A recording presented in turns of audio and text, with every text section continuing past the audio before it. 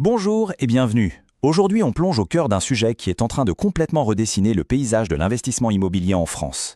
Un changement vraiment majeur est en cours et il porte un nom, le dispositif Jambre. Alors, c'est la question que tout le monde se pose. Le fameux dispositif Pinel qui a rythmé l'investissement locatif pendant des années, c'est terminé, rideau. Et dans un marché en pleine crise, évidemment, tous les regards se tournent vers son successeur présumé. Est-ce que ce dispositif Jeanbrun, c'est la bouée de sauvetage que tout le monde attend? C'est ce qu'on va analyser ensemble. Pour bien comprendre l'enjeu, il faut regarder les choses en face. Les chiffres, ils sont sans appel. L'investissement des particuliers s'est littéralement effondré. Une chute, mais alors une chute monumentale, de 90% dans le neuf et de 40% dans l'existant. Et le résultat de ça, une pénurie de logements à louer qui s'aggrave de jour en jour. C'est vraiment dans ce contexte d'urgence absolue que le dispositif Jeanbrun a été imaginé. Ok, alors rentrons dans le vif du sujet. Comment ça marche ce nouveau système? Attention, ce n'est pas un simple ajustement, c'est un vrai changement de logiciel. On est très loin des mécanismes qu'on connaissait avec le Pinel. Ici, la philosophie est radicalement différente. Et voilà le changement fondamental. On quitte complètement le monde de la niche fiscale, ce petit cadeau de l'État qui était souvent vu comme une simple carotte pour payer moins d'impôts. L'idée, ici, c'est de créer un véritable statut de bailleur privé. Le propriétaire n'est plus juste un rentier, il est considéré comme un entrepreneur, un acteur économique qui fournit un service essentiel, le logement, et dont l'outil de travail, c'est-à-dire le bien immobilier, s'use avec le temps. Le moteur de ce nouveau statut, c'est l'amortissement. C'est un concept que les entreprises connaissent par cœur, mais qui est totalement nouveau pour un bailleur particulier en location nue. L'idée est assez simple en fait. Un bien immobilier, ça vieillit, ça s'use, ça perd de la valeur. Le dispositif Jeanbrun permet de considérer cette usure comme une charge. Chaque année, l'investisseur peut donc déduire un certain pourcentage de la valeur du bien de ses revenus locatifs. Et ça, mécaniquement, ça fait baisser le montant sur lequel l'impôt est calculé. Bien sûr, pour profiter de cet avantage, il y a des règles du jeu à respecter. C'est un contrat passé avec l'État. D'abord, il faut acheter un logement neuf, ou alors un logement ancien qui a besoin de très gros travaux de rénovation. Ensuite, il faut s'engager à le louer pendant au moins 9 ans. Troisième point, ça doit être une location vide qui sert de résidence principale au locataire. Et enfin, et ça c'est un point crucial, l'investisseur doit accepter de mettre un loyer modéré et de louer à des ménages qui ne gagnent pas plus qu'un certain seuil. Bon, passons maintenant à ce qui intéresse le plus les investisseurs, les chiffres. Concrètement, qu'est-ce qu'on y gagne?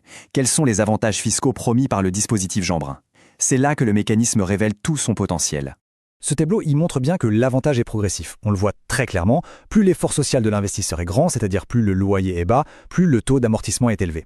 Pour un logement neuf loué en loyer intermédiaire, le taux est de 3,5%. S'il accepte de passer en loyer social, hop, on passe à 4,5% et ça monte même à 5,5% pour du très social. C'est la même logique pour l'ancien rénové avec des taux un tout petit peu plus bas. L'État incite donc très fortement à proposer des loyers abordables. Pour que ce soit plus parlant, on va prendre un exemple concret. Imaginons un investissement dans un appartement neuf pour un montant total de 250 000 €. C'est un cas de figure assez classique pour ce genre de projet. Mais attention, petit point technique important, l'amortissement il ne s'applique pas sur la totalité du prix. La loi considère que le terrain, la part du foncier, ça ne se déprécie pas. C'est assez logique. On applique donc une décote forfaitaire de 20%. La base de calcul pour notre amortissement, ce qu'on appelle la base amortissable, c'est donc 80% du prix d'achat. Pour notre exemple, ça nous donne 200 000 €. Ok, donc on part de cette base de 200 000 €. On choisit l'option du loyer intermédiaire dans le neuf, donc le taux d'amortissement est de 3,5%. Le calcul est simple, on applique ce taux et on obtient une charge qu'on peut déduire chaque année de 7 000 €. C'est ce montant que l'investisseur pourra soustraire de ses revenus fonciers tous les ans. Maintenant, la vraie question, ça fait combien d'euros en moins sur la feuille d'impôt? Pour un investisseur qui est dans une tranche d'imposition élevée, disons 41%, ces 7 000 € de déduction par an se traduisent par une économie d'impôt de 2 870 € chaque année. Sur la durée d'engagement de 9 ans, l'économie totale s'élève donc à près de 25 800 €. C'est un avantage fiscal qui est quand même conséquent et qui s'étale dans le temps. Mais attendez, il y a une sorte d'arme secrète dans le Jeanbrun, ce qui le rend potentiellement bien plus puissant que d'autres dispositifs. Si, après avoir déduit l'amortissement et toutes les autres charges, les revenus fonciers deviennent négatifs, on crée ce qu'on appelle un déficit foncier. Et ce déficit, chose assez exceptionnelle, peut être déduit du revenu global, c'est-à-dire des salaires par exemple, dans la limite de 10 700 € par an. En clair, ça veut dire que votre investissement locatif peut directement faire baisser l'impôt que vous payez sur votre salaire. Et ça, c'est un levier fiscal extrêmement puissant. Bon, après la belle promesse, il faut regarder la réalité du terrain. Parce que si le dispositif a l'air séduisant sur le papier, il est très loin de faire l'unanimité. Une vraie vague de scepticisme a accueilli son annonce et les critiques sont nombreuses. Ce graphique, il parle de lui-même. Un sondage fait par le site spécialisé PAP a jeté un vrai froid. 83% des propriétaires bailleurs interrogés se disent non convaincus par le Jean brun. Seulement 17% pensent que ça pourrait les inciter à investir. C'est un signal très négatif envoyé par ceux-là même que la loi est censée séduire.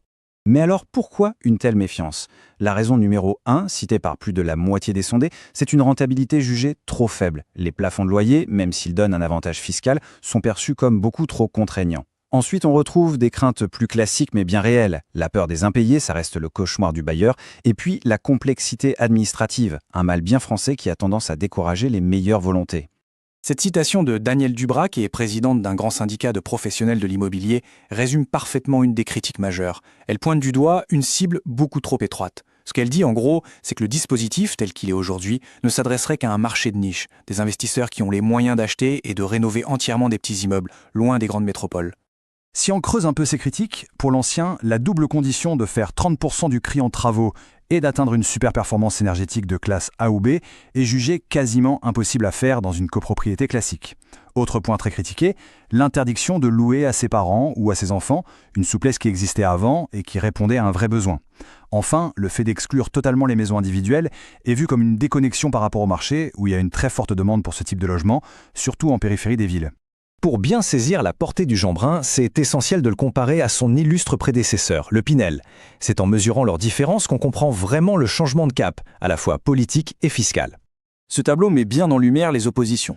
Le Pinel, c'était simple, une réduction d'impôt directe, une sorte de chèque fiscal immédiat.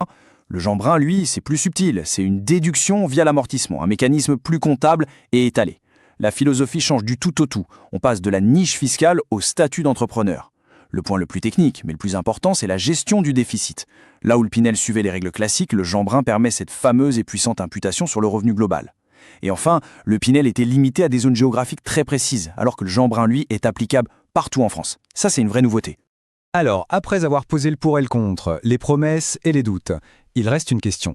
Au fond, à qui s'adresse réellement ce nouveau dispositif? Quel est le profil de l'investisseur qui pourrait vraiment y trouver son compte? Le point crucial, il est là. Le dispositif Jean brun, ce n'est pas un produit de masse, comme a pu l'être le Pinel. C'est un instrument bien plus technique, plus complexe, qui s'adresse à un investisseur plus averti.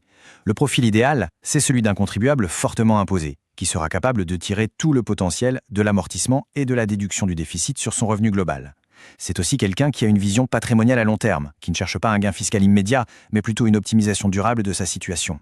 En conclusion, le débat reste grand ouvert. Le dispositif Jean brun est-il une véritable révolution, un outil intelligent pour des investisseurs malins qui va réussir à relancer la machine du logement locatif, ou est-ce que c'est juste une usine à gaz trop complexe, trop restrictive et finalement complètement déconnectée des réalités et des attentes du marché? Seul l'avenir et les ajustements qui seront peut-être apportés nous le diront. Merci de nous avoir